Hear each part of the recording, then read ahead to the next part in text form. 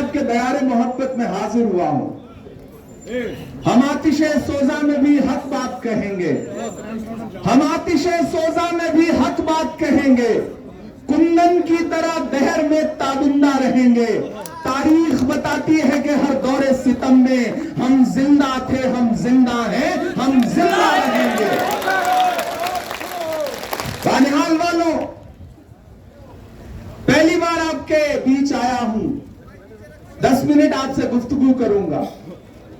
तकरीबन 1500 किलोमीटर का सफर तय करके आपके बीच में आया हूं। रात नागपुर से 3 घंटे की दूरी पर एक चुनावी जनसभा में था। देर रात की फ्लाइट पकड़ के बिना नींद लिए मैं सीधे श्रीनगर पहुंचा हूं और अब आपके बीच आया हूं। क्यों आया हूं? अगर आपको लगता है कि 19 तारीख को आपको सिर्फ लोकसभा के चुनाव के लिए वोट करने जाना है तो नहीं। अगर आपको लगता है कि यह इलेक्शन सिर्फ लोकसभा का इलेक्शन है तो आप गलतफहमी के शिकार हैं। आप पिछले 20 दिन में भारतीय जनता पार्टी के नेताओं के भाषण उठा के देखिए, चाहे वो अनंत हेगड़े हो, चाहे ज्योति मिर्धा हो, चाहे लल्लू सिंह हो, इनके भाषणों में एक बात आपको साफ सुनाई पड़ रही है कि हमें बहुमत दो, क्योंकि हमें हिंदुस्तान का आईन बदलना है, संविधान बदलना है।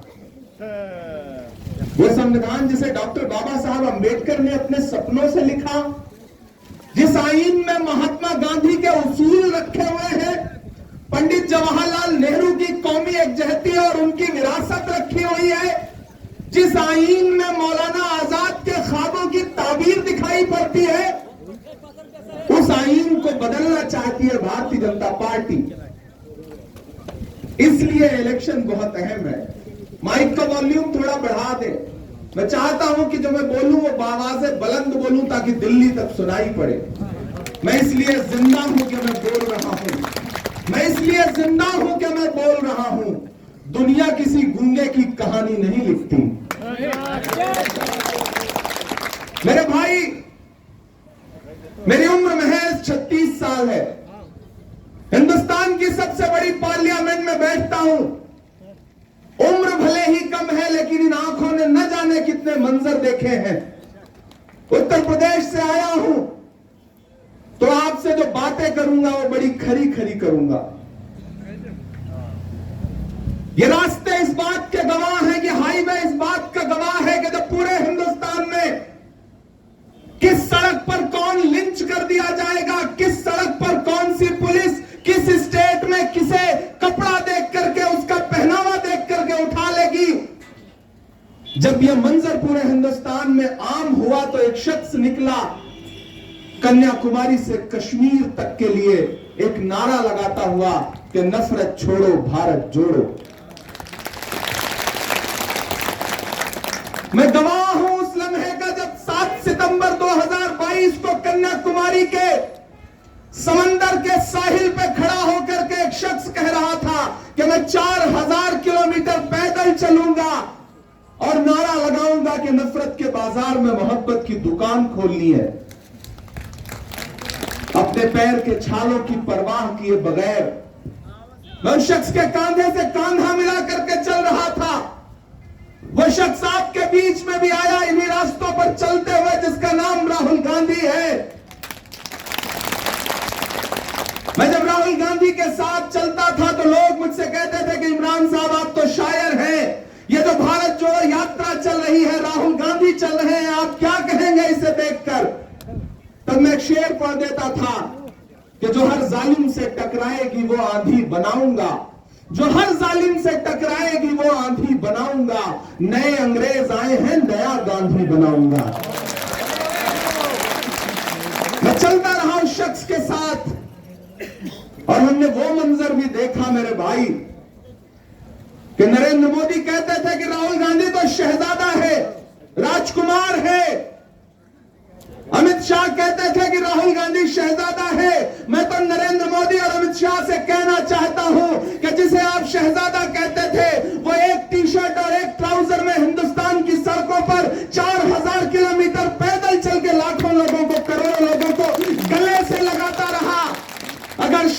ऐसे होते हैं तो ऐसे शहजादे को हम सर माथे पर बिठाएंगे, अपनी पलकों पर बिठाएंगे। नरेंद्र मोदी साहब शहजादा वो नहीं होता जो हिंदुस्तान की सड़कों पर सड़कों की खाक छानता हुआ आवाम को गले से लगाता है। कहां राहुल गांधी और कहां आप 10 लाख रुपए का सूट पहनते हैं और खुद को फकीर बताते हैं।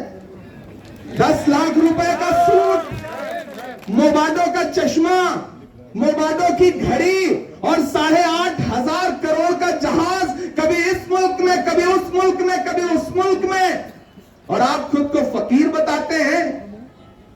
आने वाले दिनों में हिंदुस्तान तय करेगा कि कौन फकीर है और कौन शहजादा है।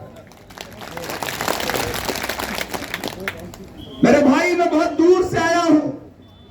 यह चुनाव तजुर्बा करने का चुनाव नहीं है।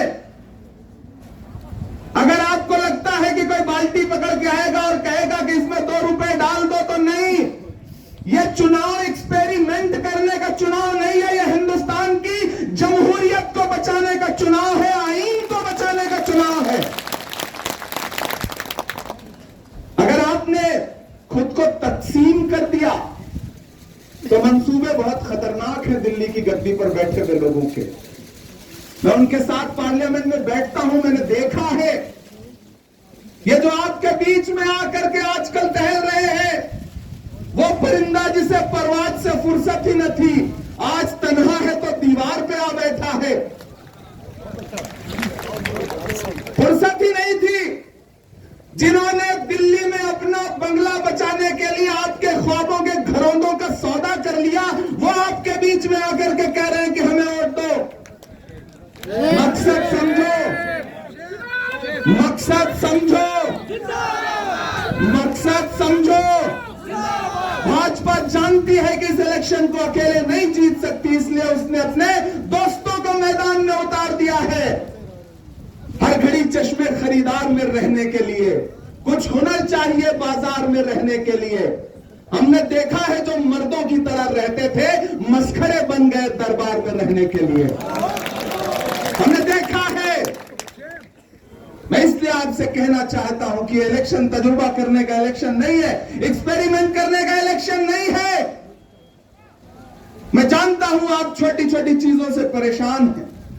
मैंने सुना है कि जब से स्मार्ट बिजली के मीटर लगे हैं तब से आपके बिल बढ़ करके 10 गुना हो गए हैं। सरकार बने तो मैं तो विकार साहब से कहूंगा कि इतने सारे जो स्मार्ट मीटर है इन्हें झेलम में फिकवा दिया जाए, क्योंकि लूटा जा रहा है अवाम को, झूठ बोला जा रहा है अवाम से।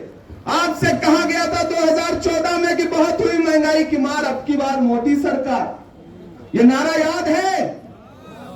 फिर उसका हश्र क्या हुआ कि जो पेट्रोल डीजल 58 रुपए लीटर था वो 100 रुपए के पास पहुंच गया। वो गैस सिलेंडर जो 400 का था वो 1000 के पार चला गया। आटा, चावल, दूध, दही, किस चीज को महंगा नहीं कर दिया? अरे ये सब तो छोड़ो, फिल्में टैक्स फ्री करने वाली भाजपा की सरकार कफन पे जीएसटी लगाती है, कफन पे। ये है इनके नारे। इनका एक नारा था कि सबका साथ सबका विकास। कैसा सबका साथ सबका विकास?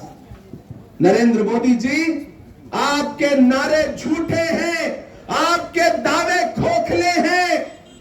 मैं बानिहाल में खड़ा होकर के आपको ये यकीन दिलाता हूं कि मैं अभी 2 दिन पहले केरल में चुनाव प्रचार कर रहा था, फिर उत्तराखंड में था, कल महाराष्ट्र में था, आज यहां हूं। इनके झूठे नारों के झांसे में मत आइए। मीडिया पर बनाया जा रहा नैरेटिव झूठा है। पूरे मुल्क में एक नारा लग रहा है कि साउथ इंडिया में भाजपा साफ और नॉर्थ इंडिया में भाजपा हाफ। कुल मिला के कितना बनेगा? 20 दिन पहले राहुल गांधी ने कहा था कि मेरे पास इंटेलिजेंस का सर्वे है। भाजपा कितना भी बड़ी बड़ी बात करे, 180 का आंकड़ा पार नहीं कर रही। और आज सुबह राहुल गांधी जी ने उत्तर प्रदेश में अखिलेश यादव के साथ प्रेस कॉन्फ्रेंस किया है और उस प्रेस कॉन्फ्रेंस में कहा है कि 20 दिन पहले ये 180 सीट ला रहे थे, लेकिन 20 दिनों का डेवलपमेंट यह है कि अब ये 150 का आंकड़ा पार नहीं कर रहे हैं। बहुत अच्छा, बहुत अच्छा। इसलिए किसी झांसे में मत आओ मेरे भाई। ये तो भाजपा के लोग, आपके जो एमपी हैं, मुझे मिलते हैं पार्लियामेंट में, जितेंद्र सिंह जी मिलते हैं मुझे पार्लियामेंट में, मैंने देखा है। आपको भी मिले कभी 10 साल में? नहीं मिले ना। तो जो आपसे गायब रहा है आपके दरमियान से, फिर उसे पूरी तरह गायब कर दीजिए ना, पूरी तरह गायब कर दीजिए। महान बादशाह सिकंदर ने यूनान फतेह किया। यूनान फतेह करने के बाद वह जीत का जश्न मनाने के लिए शहर की सड़कों पर निकला, तो उसने देखा कि पूरा शहर जश्न मना रहा है, लेकिन एक फकीर जो है वो चादर ओढ़ करके सड़क के किनारे दरख्त के नीचे सोया हुआ है बेफिक्र होकर के। सिकंदर को गुस्सा आया, सिकंदर अपने घोड़े से उतरा, उस फकीर के पास गया और उसकी तरफ देख करके उसे जोर से एक लात मारी और लात मार के कहा कि क्यों रे फकीर, मैंने शहर फतेह कर लिया, पूरा शहर जश्न मना रहा है और तू सो रहा है। फकीर ने आंख उठा करके सिकंदर की तरफ देखा और देख के कहा कि शहर फतेह करना बादशाह का काम है, लेकिन लात मारना गधों का काम है। क्या खुदा की कायनात में इंसानों की इतनी कमी हो गई है जो उसने बादशाहत एक गधे के हाथ में सौंप दी? लात तो आपको हमको भी पड़ी है ना। महंगाई की लात पड़ी, नोटबंदी की लात पड़ी, जीएसटी की लात पड़ी, इलेक्टोरल बॉन्ड के नाम पर करोड़ों करोड़, हजारों करोड़ लूटने वाले आपके बीच में आकर के भ्रष्टाचार पर भाषण दे रहे। इन भाजपाइयों के झूठे नारों के चक्कर में मत आना, और भाजपाइयों के दोस्तों के भी झूठे नारों के चक्कर में मत आना। ये झूठे लोग हैं। वो भाजपा का एक नेता एक गांव में गया, उसने गांव वालों से कहा, आओ हम तुम्हारी दुश्वारियां खत्म करना चाहते हैं। गांव के लोग आपकी तरह भोले भाले थे, आ गए, बोले बताओ तुम्हारी क्या मुश्किलें हैं। गांव वालों ने कहा साहब हमारी 2 बड़ी मुश्किलें हैं। बोले बताओ। गांव वालों ने कहा पहली मुश्किल यह है कि इस गांव में कोई हॉस्पिटल नहीं है। भाजपा के नेता ने मोबाइल निकाला, फोन घुमाया और लगे फोन पर डांटने की कल तक मुझे यहां पे टेम्परेरी हॉस्पिटल चाहिए, फिर फोन रख दिया। फिर गांव वालों से कहा कि देखो मैंने तुम्हारी पहली मुश्किल खत्म कर दी, दूसरी बताओ। तो गांव वालों ने कहा साहब हमारी दूसरी मुश्किल यह है कि इस गांव में मोबाइल का कोई नेटवर्क ही नहीं है। यह है भाजपाइयों की पॉलिटिक्स। इसको समझने की जरूरत है आप सबको। इसलिए